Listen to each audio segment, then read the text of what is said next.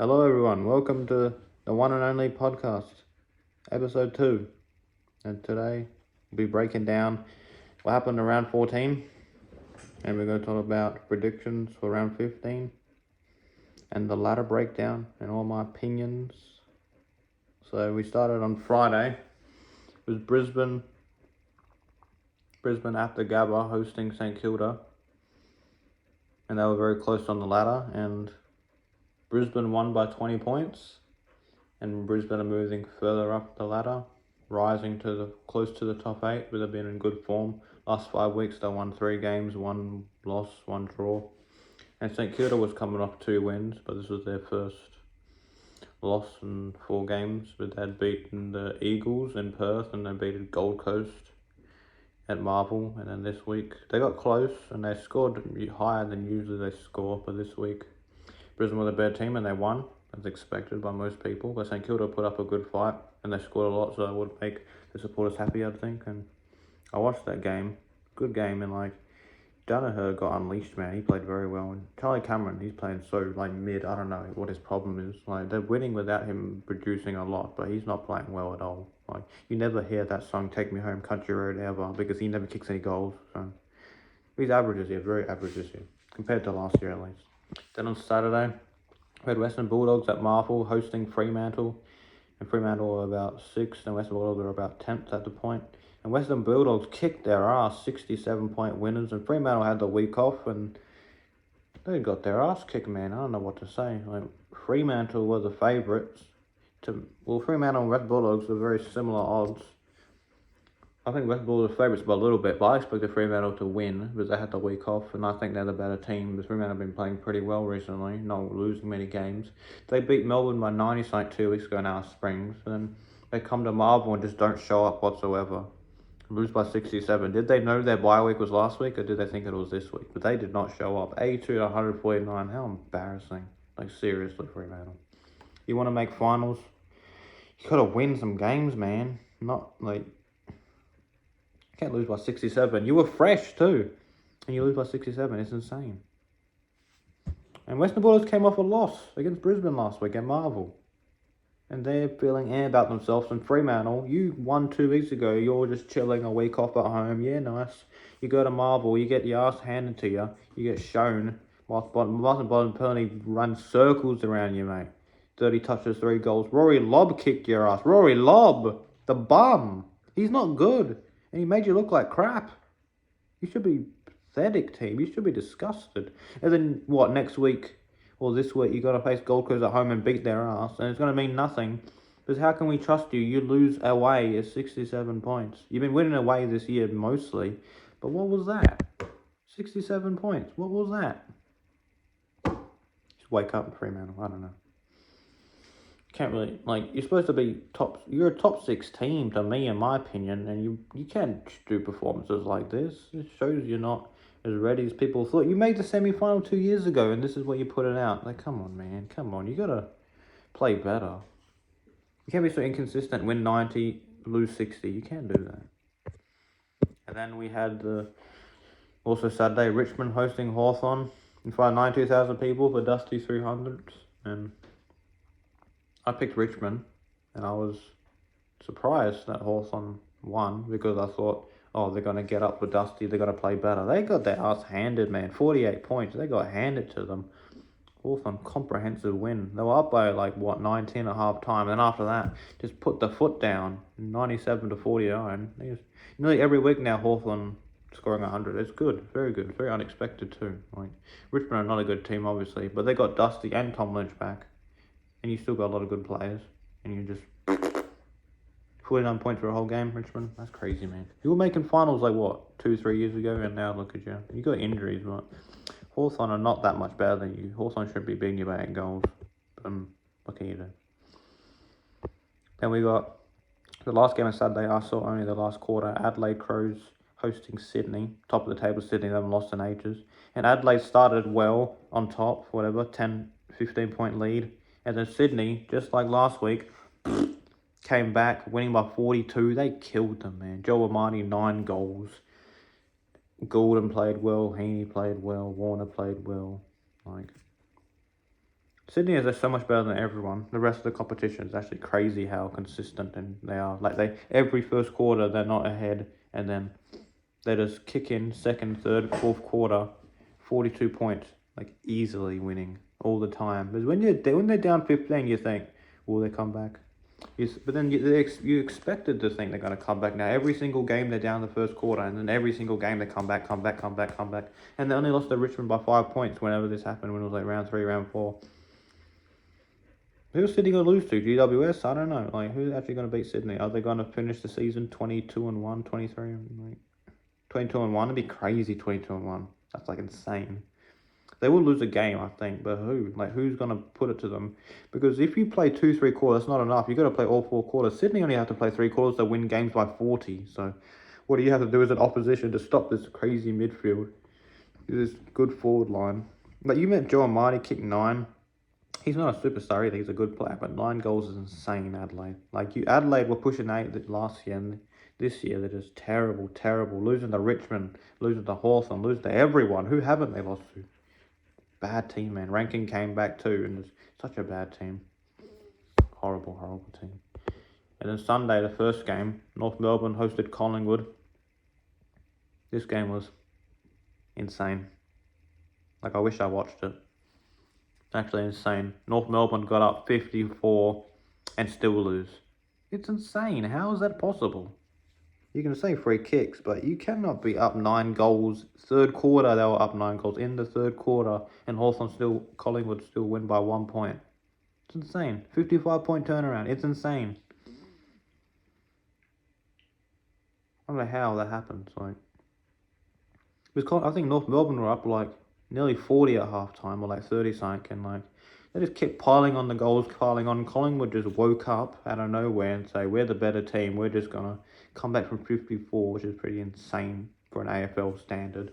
They come back and got the win, and now Collingwood are top 4 because of it. And North Melbourne were off last week, good momentum.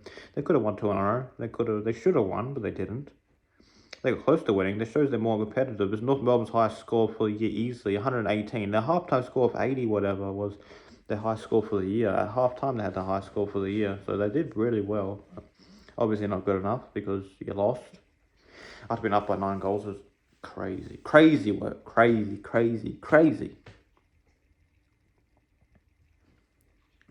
Good job, Collingwood. A very unexpected win. Like, you showed that you could be down so much and still win. Because when you overcome more than I think they were down 40 something at half time, and you overcome that, it's insane. Like, if you look at the breakdown, in the third quarter, Collingwood kicked 6, North Melbourne kicked 4, and in the last quarter, Collingwood kicked 6, North Melbourne kicked 1. And it's like, the biggest lead was 54 points. And Collingwood were only in front for 10 minutes. And even in the last quarter, North Melbourne kicked a goal and Collingwood were behind. And then Collingwood just came up clutch. And yeah, Bobby Hill kicked 5. He had a mark of year contender. He was jumping, nearly hit the roof, man. Lockie Schultz kicked 4. Dacos kicked 2. Kruger kicked 1. Jeremy Howe kicked 1. Chris kicked 1. Harvey Harrison kicked 1. Hosking Allen kicked 1. McCurry kicked 1, Reef McGuinness kicked 1, so a lot of even goal spread. So did North Melbourne too. North Melbourne kicked 19 goals 4. That's an insane effort. And Collingwood kicked 18 goals 11. But 19 goals 4 is an insane effort, and still losing on 19 goals 4 is pretty crazy. But 19 goals is a lot for North Melbourne. Sorry. It's after. There's 9 of the last 11 goals were Collingwood's, and from half time, North Melbourne kicked 5 after half time, and Collingwood kicked 12. Like 12 goals to 5 after half time is insane. Like, to be up 8 goals, it was, yeah. It was 14 goals 2 to 6 goals 2 at half time. North Melbourne's favour. They were up 48, and you lose at half time of 48, and you're up by that much at half time. It's insane. Good job, Collingwood. And then we had the last game on Sunday. GWS hosting Port Adelaide at NG Stadium, or Engie, whatever you want to say. GWS won. And it's such bad goal kicking. And did anyone really win this game? Because GWS kicked 9 goals 19, and Port Adelaide kicked 6 goals 15. And these two, man. Wasn't convincing win, wasn't very high skilled. It was 73-51. It's not really a high skilled game. Like, people were saying it's going to be a classic shootout, but it was nothing. Lucky I didn't watch it. It looks like 73-51. It could, I don't know why the quality was so bad. I don't know why they can't kick straight. And they're both teams, they're in the 8, and they're like, no, we can't kick straight. I'm like, these two teams, I don't know. The 8 is so tight, anyone loses, you're dropping out the 8 nearly, and if you're winning, you're going up high near Sydney. But one slip up, that's why there's such a good competition this year. It's such an even ladder. So anyone from 14th or anyone from 13th can make the final something. So if you go look on the ladder, yeah, anyone from 13th can make the 8. It's pretty crazy. It's like Brisbane 13th, Hawthorn 12th, Melbourne 11th, Gold Coast 10th, Western Bulldog 9th. And you got Fremantle hang on to the 8, Port Adelaide 7, Geelong 6, GWS 5, Essendon 4, Collingwood 3, Carlton 2, Sydney 1. And since a couple of teams played 13, a couple of teams played 14, a lot of teams having a bye next week.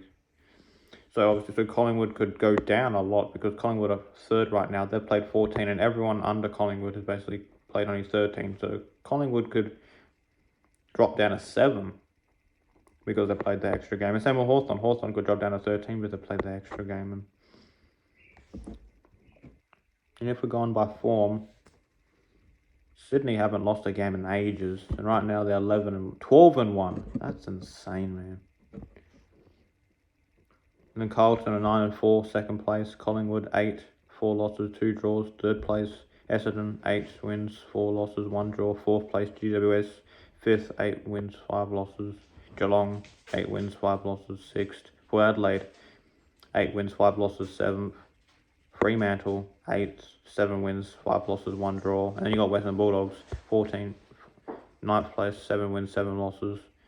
Gold Coast 10th, 7 wins, 6 losses. Melbourne 11th, 7 wins, 6 losses. And then Hawthorn 7 wins, 7 losses, 12th. And then Brisbane 6 wins, 6 losses, 1 draw, 13th.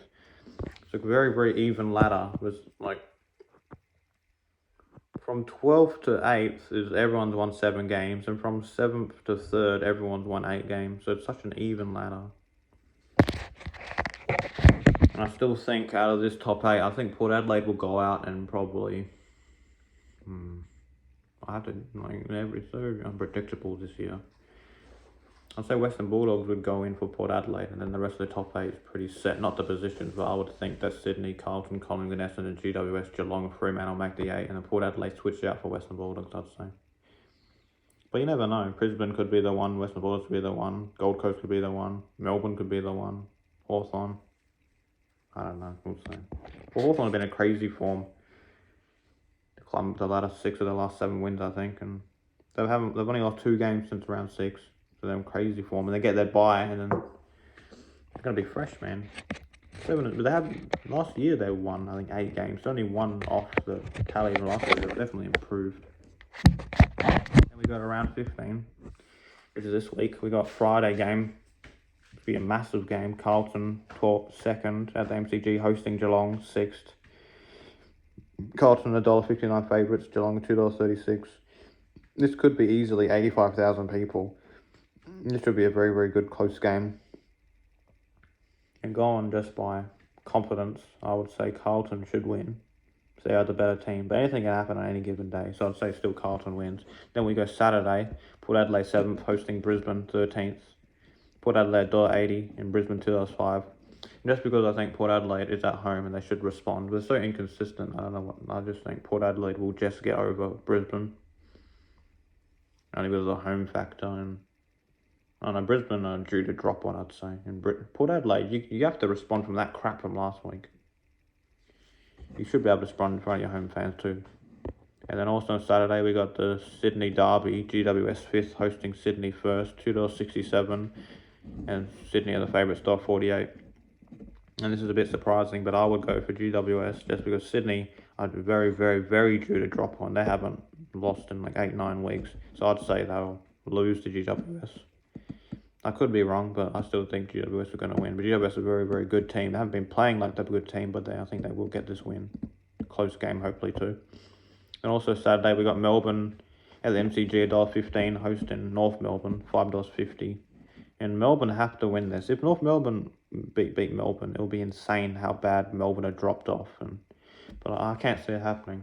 I think Melbourne should get the win. Even without Petrarca, they should do it easily. Because North Melbourne are not good of a team. Like, the last 2 weeks has shown they're better than they've been the rest of the year, but then they're still not a good team. So Melbourne should beat them easily, I'd say. Very easily, I'd say. But I could be wrong, because Melbourne losing to everyone. So it's a harder game to predict, but I still say Melbourne. Then on Sunday, we got Essendon at Marvel hosting Eagles. And Essendon are 4th, and Eagles are 16th. And Essendon should win comfortably. They've had the week off, and they should be fresher. And Eagles had a week off too, but still, Essendon are the way better team.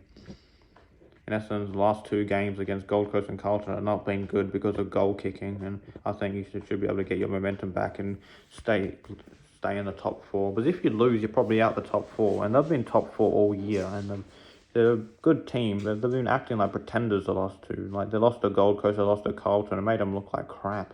But surely you can beat the Eagles at home too. It's not like it's in Perth. You should be able to get the Eagles. If not, I don't know what to say. You're going to drop out the 8 nearly. Then the last game on Sunday, which I'm going to. Yeah, boy. Fremantle $1.42, hosting Gold Coast $2.89. Fremantle at 8th and Gold Coast at 10th. And you got to go Fremantle because Gold Coast have still not win an away game all year. They cannot win away all year. And Fremantle respond from your crap last week of Western Bulldogs. I think they will.